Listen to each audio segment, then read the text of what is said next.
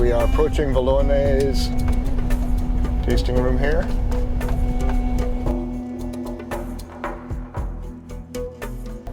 And what a view.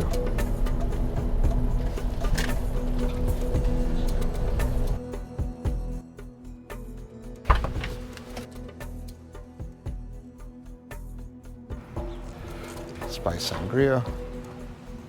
And this is some of their portfolio.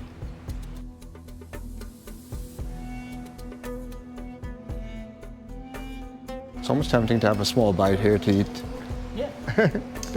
Hi there. Hello, hi sir. Hey. Good afternoon. Good afternoon. This is Vallonné Vineyards.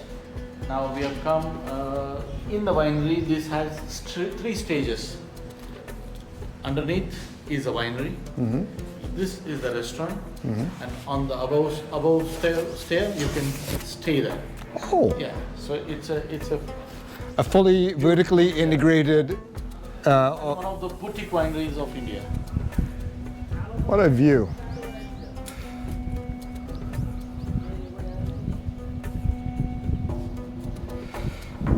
And you get a good view of the vineyards here. Yes. And look, their own vineyards here. and you have some of the old volcanoes there. You can see how they've been eroded down, which really does inform you that you're in a volcanic region. Wow. Is there local fish here that? Yeah, local fish. Okay. Local fishes. And they have the accommodations up there. Very, very nice. Like most New World wines, don't be surprised that the alcohol numbers are pushing it up on the higher side. 14.5% is getting up there. And here is their portfolio.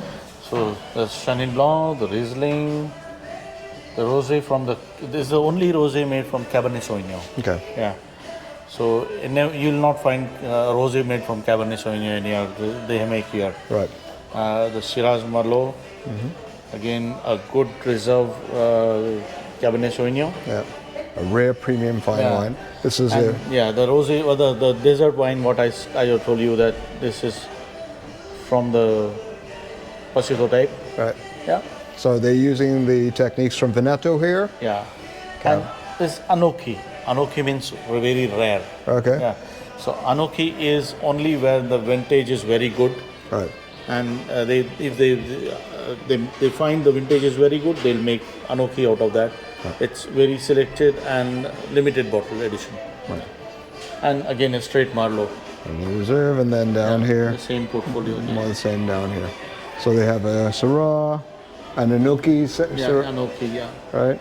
And again, a few ones that I would have expected to see here in India, the Riesling and the Muscat. Yeah. And down here, more of the same.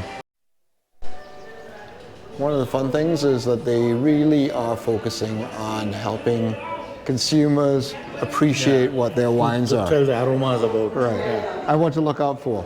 All right, Silex. Yeah. What is Silex? It's very colorful, whatever it is. Like, I'm getting everything else here. Yeah. Well, kerosene because of the Riesling, obviously. Yes, of course. Right. But does anybody know what Silex is? Let me know in the comments below. We are starting our wine tour here at Vallonné. I would also say the other reason why I want to come here is I want to see where wealthy Indians were sticking their money. Because again, that's what wealthy people do. You know, at some point they decide they're going to get involved in wine, right? And you're very happy to provide that service. Good for you. So we're here with Sanket, who is our guide, who is going to take us through the area where they are actually processing the grapes, and he's going to take us throughout the winery. Well, Vallonné, I'll brief you about the company first, then I'll talk about the viticultural practices and then the process which happens here, and then the best part of the tour, the tastings. So Vallonné is a French word which means vineyards on slopes. So that's what we have around. And the total plantation that you see around, this is almost 9 acres of plantation that we own. So apart from these 9 acres of plantation, we are also dependent on contract farming, which is around Nashik region. So we have long-term lease agreement with the farmers and pay weekly visits to the farm and ensure the kind of quality as per our parameters.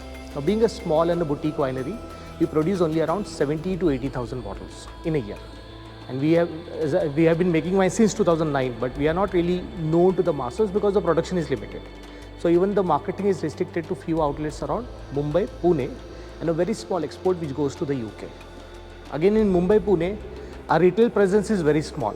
Our wines are available in restaurants, fine dines, as in we are available at with the Taj Group, Oberoi's, Mask, good outlets in Mumbai. So the idea has always been to produce quality wines and reach to consumer who are understanding wines or making an effort to understand wines. And this consumer who is making an effort to understand wines, this is also growing drastically. Also because especially Indians, a lot of Indians are traveling. When you travel, you get to taste better wines, you come and ask for better wines, which is helping for people like us. We'll talk more about the quality when we taste, because no matter what I say, the wines won't lie. So the quality, the wine will speak for itself. So now I'll talk about the viticultural practices. So if you see in most of the wine producing regions, first and foremost, most of the wine producing regions are in temperate zone, whereas India is a tropical country. So when the climatic condition changes, your wine grows in a certain way, in a particular way. Like if you see in wine producing regions, consider Europe for example. In Europe, grapes are harvested in August and September. And once the grapes are harvested there, the temperature starts dropping. And when that happens, as the temperature starts dropping, your wines as in the plants, they'll go in dormancy. That's mainly to protect themselves. So they'll shed all their leaves. That's mainly to protect themselves. And when there are favorable conditions around beginning of spring, around say Feb, March, they'll start regrowing. So there's one growing cycle and one harvesting in most of the wine producing regions. Whereas this part of India, we never encounter severe winters. So there's no need for the wines to go in dormancy. So we have adapted in such a way that we have two growing cycles over here, but a single harvest. So let me explain. This is the time when we are harvesting. Feb and March is when the grapes are harvested in this part of India, in Nashik.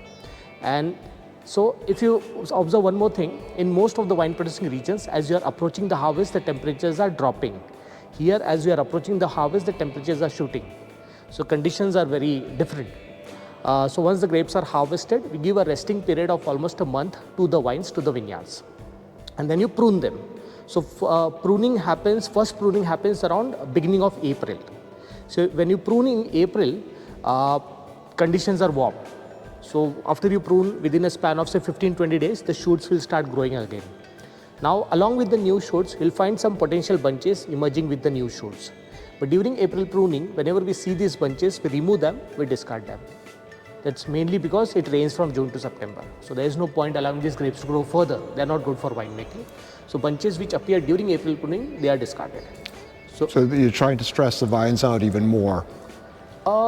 Yes. Okay. That's also the reason when, as in European countries, in France, wines, I would say, I've seen some vineyards which would last for 100 years. In India, I would say average life of a vineyard would be 25, 30, 35 years. That's precisely because in a year, they have to grow twice. So double effort. April, after you prune, we do discard the bunches, and whatever energy is prepared by the leaf during April pruning is all preserved in the trunk, in the main hardwood. And this energy is utilized during second growing cycle. So we do a second pruning towards the end of the monsoon, generally around end of September. And this time when we prune, we allow the vines to grow with the bunches. And those bunches, they get ready for harvesting now.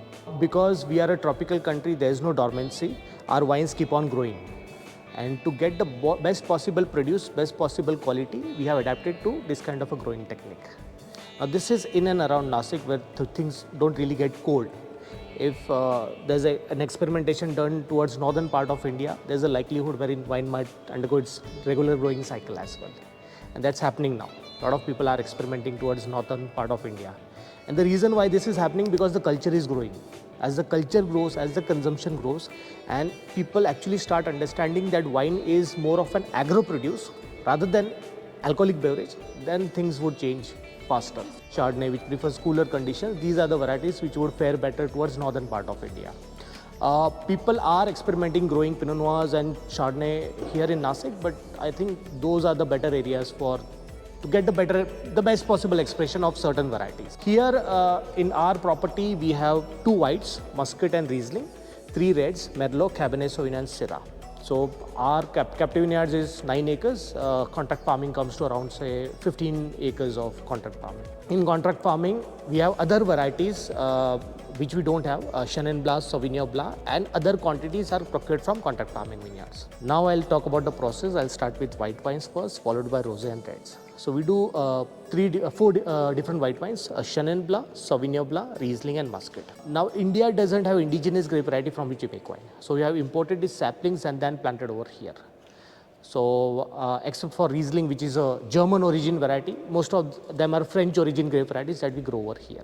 Now for all the white wines that we do, we go for whole bunch pressing. We don't separate the stems for white wines. So we have a sorting table. There are 4 people on both sides of the table, trained to pick unwanted grapes. Unwanted grapes will include grapes which are unripe, sometimes even disease infected. So they are picked manually on the sorting table. Now as I told you, for all the white wines, we go for whole bunch pressing. So this machine behind you, this is a pneumatic press, and there's an opening on the rear side of the tank. So we rotate the tank in such a way that the opening comes on the top. And all these machines have wheels. So we align this press in such a way that once the sorting is done, whole bunches are directly loaded to the press.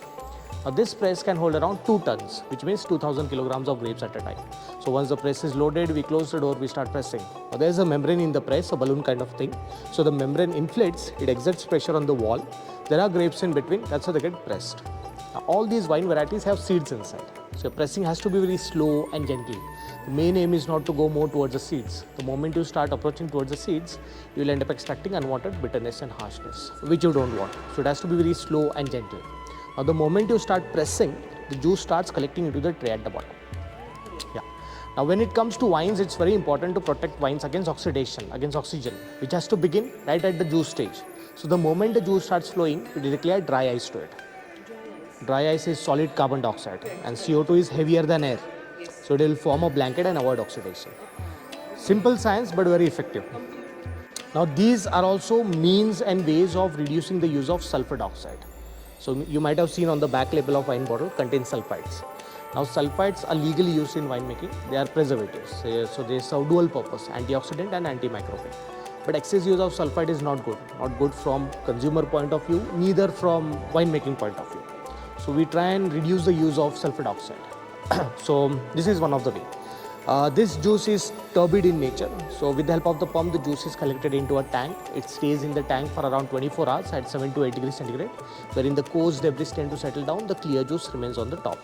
Once the settling is achieved, after 24 hours, the clear juice is taken into another tank.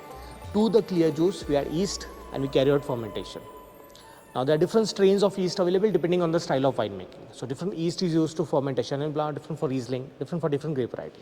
Now once you add yeast, the sugar which is naturally present will start fermenting into alcohol plus carbon dioxide. Now alcoholic fermentation of white wines generally takes around say 15 to 20 days. Now the kind of white wines and rosé that we do at Vallonne, they are not really meant for aging. So when people say older the better, that's not true for all the wines. In fact, most of the wines across the globe, they are meant for early consumption. There are a lot of myths around wines. We try to simplify it and present it in the best, as in the simple possible way. So when I say early consumption, you would enjoy them within a span of say 5 years. After which they'll get oxidized, they'll turn into vinegar, so you won't enjoy them. So my point is our whites and rosé at Vallonne, they are meant for early consumption. So once the fermentation is done in the stainless steel tank, we leave them in the same tanks for around say 6 to 8 months, after which we filter the wine and the wine goes into the bottle. So this is a general process for the white wines that we do. We have also started doing barrel fermentation for whites since 2023. So last year we did 3 barrels of Sauvignon Blanc. The wine is still in the barrel, so another couple of months it will go into the bottle. So now we feel Indian market is also really ready to understand white wines aged in barrel, because whenever a wine goes into the barrel, it has to compete and complement with the tannin and the complexity of the barrel. But are they also for early consumption, the ones which are... The one which has gone into the barrel, they will have comparatively longer aging duration compared to the ones which are fermented in the stainless steel tank. Yes, so in fact tannins, you know, when whole bunch are pressed, your stems, rachis acts as sieve. So the juice that you get during pressing, it's much more fine. So earlier we have experimented doing de-stemming and pressing. along with the whole bunch pressing. But whole bunch we found it suits our style of wine because it adds much more finesse to the wine. And talking about tannins, amongst the 4 varieties that we do, Riesling is the one which has good amount of tannins coming from the skin. So the variety itself is naturally carrying more tannins compared to Chenin Blanc or Sauvignon Blanc or Muscat that we do. So the tannin component largely comes from the skin and to certain extent from the seeds. Not every wine is barrel worthy because whenever a wine has to go into the barrel, it has to compete with the complexity and the tannin of the barrel. At the end of the aging cycle, you should not feel the wine is very oaky. There has to be good balance between the fruit and the oak. That's what we always try to achieve, whether it's a white wine or red wine at Vallonne. In fact, I'll tell you, we had experimented doing we did a Sauvignon Blanc in 2011, but I think that was too early. We experimented with 2 barrels and then offered tasting to several consumers, but then that was not the right time. So we then blended it with the Tang Sauvignon Blanc and then bottled it. But now I think this is we feel people are started understanding wines because you know what, 5 years ago, 7 years ago, people used to ask for sweet wines, sweet reds, sweet white, everything sweet. But now people are asking for dry wines. Dry is something which is not sweet. Looking for varietal characters, looking for complexity, knowing and specifically pinpointing that I want to taste a Sauvignon Blanc, Cabernet Sauvignon. Even the pronunciations are getting better. So, yeah. Not only taste, but your overall understanding of wine increases when and wine is something honestly, once you taste a first sip of your wine, it gradually develops interest in you. Whether you are a consumer, a winemaker or a sommelier, that's something fascinating about wine. So then you want to go more and more deep into the subject. And the best way to understand wine is to taste it. The more you taste, the more you'll start understanding wines. Now I'll talk about the rosé followed by reds. Most of the Indian rosés are either made from Zinfandel or Syrah. Ours is the only Indian rosé which is made from Cabernet Sauvignon. And the reason why we selected Cabernet Sauvignon to make rosé because it's a robust variety. So even if you try to make rosé out of it, it leaves that traces of tannins coming from the skin, which provides additional roundness and structure to a rosé. This you'll understand better during the tasting. So for rosé, we do our rosé by pressing. So similar process like a white wine. Grapes are harvested, they are loaded to the press. Pressing here is a crucial one because it has to be optimum so that you end up getting light pink color which you get from the skin. Further, the processing for rosé is very similar to a white wine. The light pink colored juice that you get in the tray is all collected into a tank. It is allowed to settle. Post settling, the clear juice is taken into another tank. Yeast is added and fermentation is carried out. So rosé wine making is very similar to white wine making, but the major difference is red grapes are used. In our case, it's Cabernet Sauvignon. Again, the kind of rosé that we do at Vallonne, it's meant for early consumption. So we wanted to make it fresh, fruity, lively. So we generally bottle it within a span of say 6 to 8 months, not beyond a year. I noticed you're experimenting with Sauvignon Blanc. You have Cabernet Sauvignon. Is Cabernet Franc something you're playing around with too as well? I would want to, but honestly, getting good planting material is a bit of challenge in India because it's not easily available around. You'll have to import it, and then there are norms, and it takes 6 to 8 months just to get the license. And then getting the plant, it sometimes becomes a big challenge, and especially for a small winery like Vallonne, you need to have a special budget. But yes. The only reason why I asked is, if you got 2 of them, you got to have the 3rd. I'll tell you what other varieties that I would want to actually experiment and I feel have the potential to grow or rather flourish in such conditions. One is Malbec. We used to do Malbec. We were known to produce good Malbec, but then the vineyards were affected by leaf roll virus. There is no remedy for leaf roll virus, so we uprooted the vineyard. So Malbec is the one variety. Carmenere is something which we feel because we are making good Merlot, we are making good Cabernet Sauvignon, so that's a really good variety, which would definitely fare well. We start our tasting with Riesling, that's 2023. So the year mentioned on the front label is always the year when the grapes are harvested, not the bottling year. And the reason the year is mentioned because once you plant a vineyard, as I told you earlier, in India, the vineyards would last for say 25, 30, 35 years. So the year is important because every year the climatic conditions differ, resulting in change in the quality of the grapes and hence in the quality of the wine.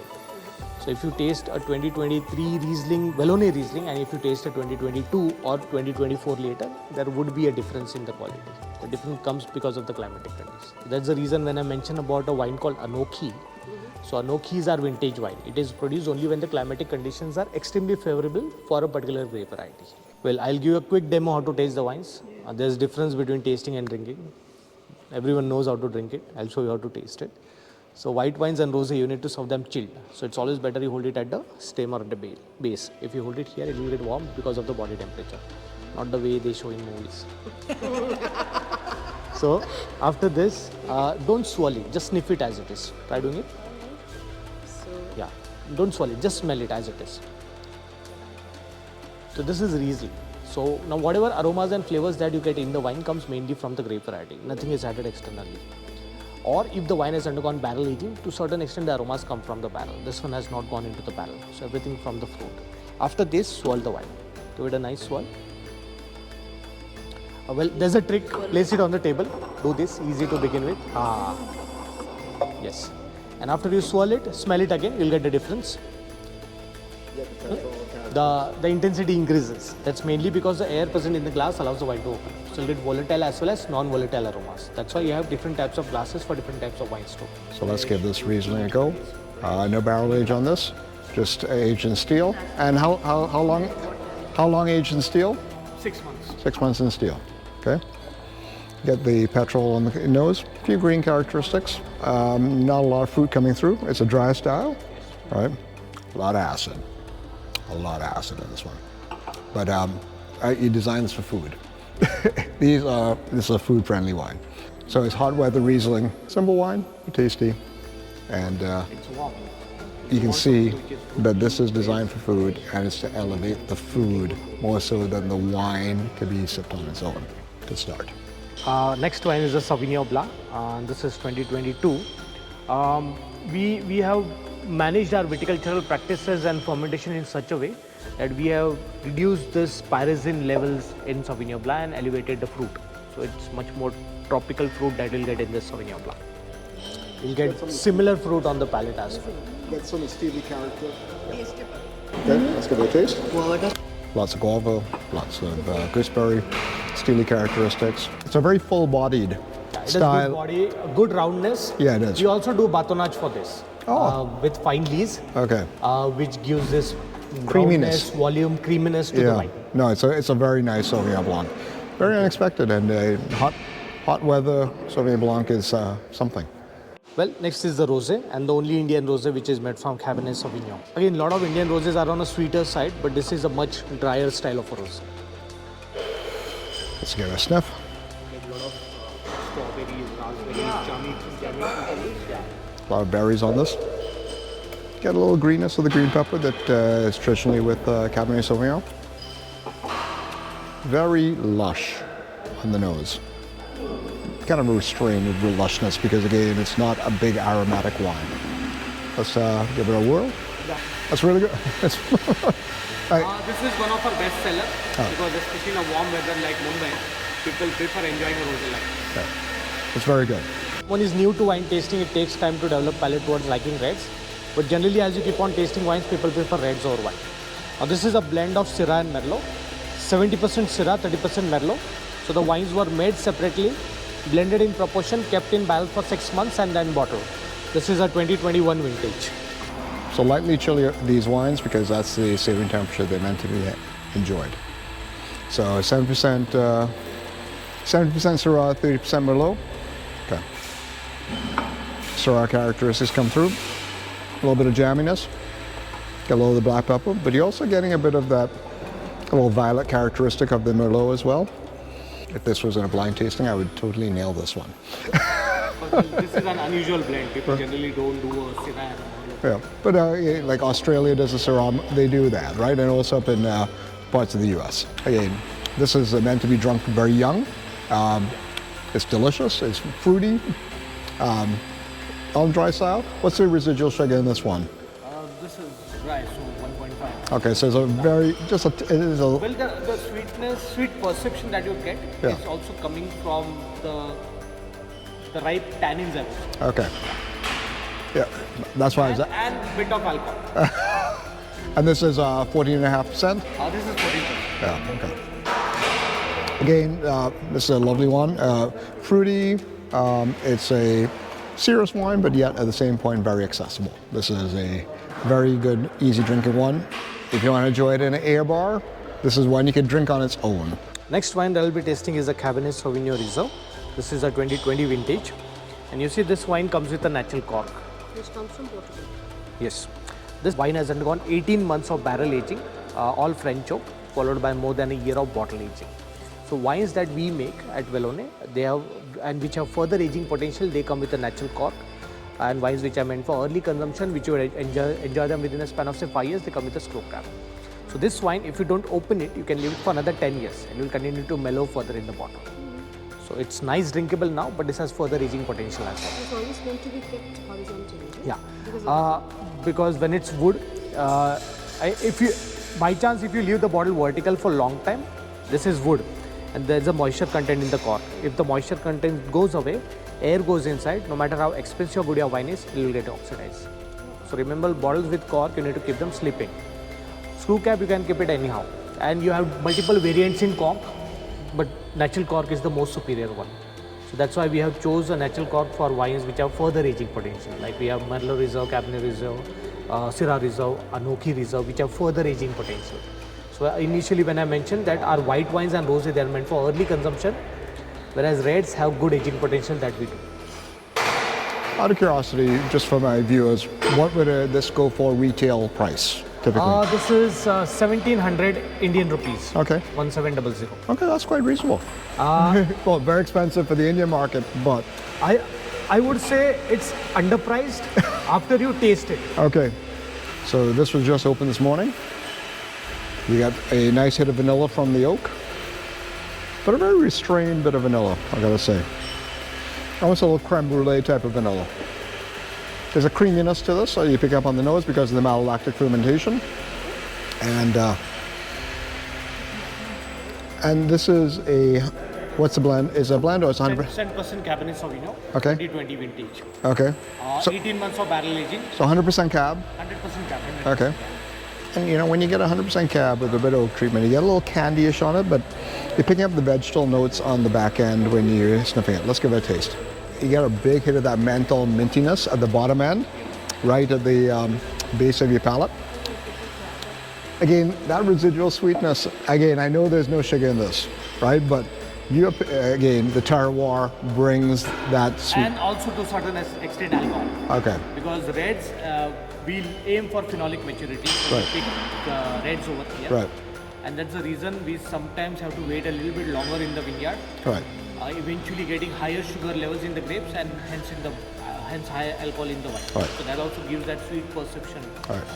It's actually very lush for a wine that opened this morning.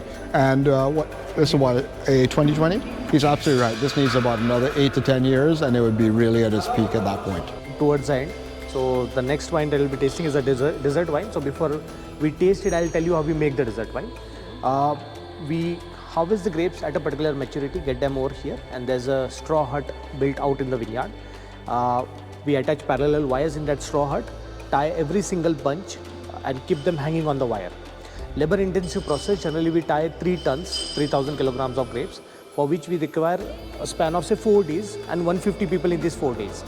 After which we leave the grapes for a month. So the grapes turn into raisins. So you have sugar, flavor, aromas, color, everything gets concentrated. And we put the raisins in the press, we extract juice out of it. Or rather try and extract juice out of it. So you barely get a drop of a juice from a berry. But the juice that you get is full of sugar and aromas. Later to the juice you add yeast, you carry out fermentation. But in this case you stop the fermentation in between. So that a part of the sugar gets converted into alcohol, part of the sugar remains intact. From 3 tons, 3,000 kilograms of grapes, you get roughly 1,000 small bottles like this. Just a word of caution, this is the sweetest Indian dessert wine that we'll be tasting. It carries 165 grams per liter of residual sugar. So far we have done our dessert wine from Chenin Blanc, but in 2023 for the first time we did India's first red dessert wine made from Syrah. So from 3 tons of grapes, you get 1,000 bottles like this only. Retail price is 2,000 rupees. Okay. Appassimento method here in India. Who knew? right? Oh yeah. Big candy on the nose. It's like mature candy. A little bit of licorice in there too. Black licorice, a lot of violets, but blackberries for days. Blackberry jam. That's surprisingly well balanced for a very sweet wine. It's excellent. Does that go to export at all? No, this doesn't go out in the market. Okay. It's sold only at the property. Okay, for 2,000 rupees, that's a steal. That should be priced more. For the amount of work that goes into that? Absolutely. Right, no, that is a very, very unique wine. You know, I will say that you're refining the process as you keep making it. This is the first year that we did. Right. And And so, for- we'll keep so on this is a- getting the first vintage of the desert wine. So this is the first time they've done this, and you know, I will say in baseball terms, a very solid triple, not a home run just yet, and that's why they have to keep working at it. But it's a very, very good wine. I'd be very happy with this, and I would say that with a gulab jamun as a pairing, this is right on the mark. Because again, the elements of the gulab jamun are there. You can get similar, as in compatible components in this. Yes. And it would elevate the gulab jamun because again the sugar content is higher on the gulab jamun, and again actually in the same ballpark, because the sugar content in this has to be higher than the gulab jamun to actually push the pairing. I'm gonna I say tell you, people come and ask us, give me a best wine. There's no such thing called best wine. Best wine is the wine that you like. Stick to what you like. It's subjective, whether it's food or wine. I'm gonna say this is the best alcoholic Ribena that you'd ever have. If those people who know what Ribena is, And it's you don't delicious. feel the alcohol. No, you don't. Feel the alcohol, though the alcohol is 14%. Right. Feel it. That is the surprising thing. You might feel it after a couple of bottles. Yeah, but zero heat of alcohol on that. Right. That's remarkable. That's an exceptional wine. And if I had space in my luggage and I could travel with it, I would take that one here. That's good work. Spectacular. That's spectacular. Really good. And I'm excited to see when you get the subsequent vintages, what you're going to do with that. It'll only get better from this point, right? Fantastic. I can't help but notice all the labeling is in English. Yes. What's the reason behind that? There's no language requirements to actually put something in Hindi or on wine bottles in India? You can. Okay. You can, but this is as in Hindi would be understood by Indians. All right. But if you put in English, it's understood by Indians as well as people from other nationality as well. Also, I'm going to guess that most of the people who are drinking wine in India are English speakers as well. Yes. Okay. All right. Come, let's go. Okay, we're wrapping up our tasting here. That was an excellent tasting. By the way, as we're going up, I'd ask you this question. I don't know if it was you speaking to or you've been the one responding to me. But I think Aditi was responding to you. she's very good. She is the co-director in the company. She has to be good. She's excellent. She keeps you in check, right? So tell me about the orange wine project that you did with Mask. So Mask came up with this proposal. They wanted to do something different, and Mask is a restaurant wherein they emphasize more on local ingredients and modern Indian cuisine. So that's why, and they already knew that what kind of wine they wanted. So they wanted something complex, full-bodied. Okay. So we did that orange wine with Chenin Blanc. 1 month of fermentation plus skin contact. Then we pressed it and put it into the barrel with all the coarse lees. It was in the barrel for almost a year. A lot of batonnage initially. Gradually we reduced the batonnage, and then the best part was they wanted it unfiltered. Okay. So we bottled it unfiltered, kept it for bottle aging as well. All right. And it's very complex, All right. good tannins, soft tannins, Right. Do you- good food wine. All right. Just another question. Do you find your wines? We have reduced the intensity of fining gradually. Okay. Because over fining your wine, over filtering your wine, as in strips away good characters in the wine. Okay. Because the other thing too is because of the amount of vegetarianism in India, you have to be very careful about eggs. So our wines are vegetarian. Okay. So we don't use animal-based products for fining, but in short, we have gradually reduced the fining agents, reduced the intensity of fining, because all this has happened because of the kind of the hard work that goes into the vineyard. When your grapes are of superior quality, obviously the use of wine additives tend to go down drastically. Right. And that's what we believe in, reducing the use of external products plus reducing the intensity of filtration as well. So if I were to just sum it up, because of the nature of how you have to grow grapes here, there's just that much more work that goes in the yard before it even comes into processing. Absolutely. We Okay. strongly believe 80% of the wines are made in the vineyards. Okay, fantastic. And I also look after the viticultural aspect of winemaking. Since past 3 years, I've been looking after the vineyards and winemaking. So this is our barrel cellar temperature humidity control. When we started in 2009, we started with 50% French and 50% American oak, and subsequently we have moved to 100% French oak. What's the toast level? Medium plus generally, and we have different coopers. We have Radu, Sigemoro, Demtos. Different coopers bring in different complexity. And you play around with the heads and the barrels? We did it. We have done this experimented for couple of barrels. So we have a hybrid barrel. Heads are American, body is French. Then we have also experimented with Hungarian barrel, which is again something interesting. Are you going to do the Hungarian barrel with the Appassimento method? Not sure, because we want the fruit as in upfront. Okay. So that's the reason we generally like the red desert wine that we tasted. That has undergone barrel fermentation and bit of barrel aging, but the barrel was already used for past 3 years. Okay. But so you tended indoor towards more neutral oak? Neutral oak, but at the same time using barrel helps micro-oxygenation. So good during fermentation. Okay. I think you should do that. Thanks Thank you. again. It's a wonderful Thank pleasure. you very much. Thanks for coming. And I love what you guys are doing here. Thank you. Okay, and I look forward to the future of Vallonne. Thank you. Thank you very much. Vallonne, make that a stop on your wine tasting tours of India. And there you have it, Vallonne. What a wonderful stop. This was it was delightful.